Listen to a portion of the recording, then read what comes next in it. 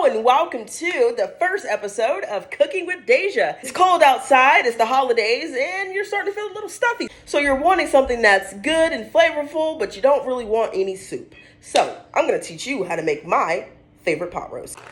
First, you need a pot roast, or you can use chuck roast or rump roast, but I picked this one because it was the easiest to identify that it was made for pot roast. You get your roast, your carrots, and your celery. Beef broth, whatever starch you want to use, like I use elbow noodles because potatoes get mushy. Slow cooker seasoning mix, some gravy. You don't need this, better than bouillon, but if you can get it, I recommend. And don't forget your onion. You're going to need a yellow onion as well. Now you're going to start with washing your meat. If you don't wash your meat, please do not invite me to your house to eat because I don't want that shit. Anyways, once you reach a certain level of adulthood, you start buying stuff like a wooden cooking board. I've reached that level of adulthood at 22. Now, before you do anything else, you want to turn on your stove and get your pan hot. Because after you get finished seasoning your meat, you're going to put it in the pan, brown it on each side, and then you're going to put it in the crock pot. All right, your meat is washed. You want to dry it off. You don't want to put no good seasoning on wet meat. Next, you're going to go in with your favorite seasoning. Mine is the Badaya Complete Seasoning. It is my holy grail. I use it on every single thing, but it's high in sodium. So another good choice with that would be Dano's. It's got low sodium.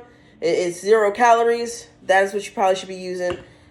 But I'm feeling frisky, so I'm going to use this today. So, and then I go in with a little bit of seasoning salt. You don't need much of this or your meat's going to be really salty. There you have it. A perfectly seasoned pot roast. And now you're going to take it over there to your pan.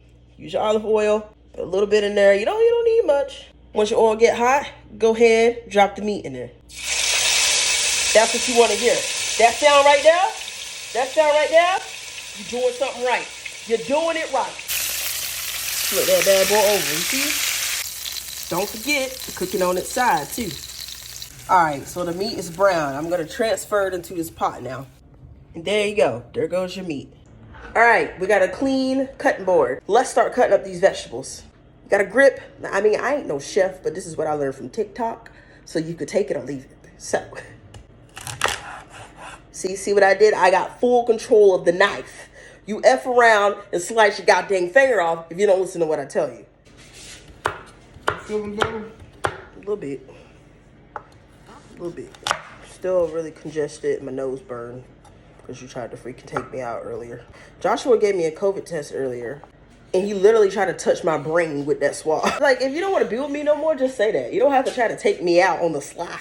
And now you're going to transfer all of this into your crock pot. Just like this.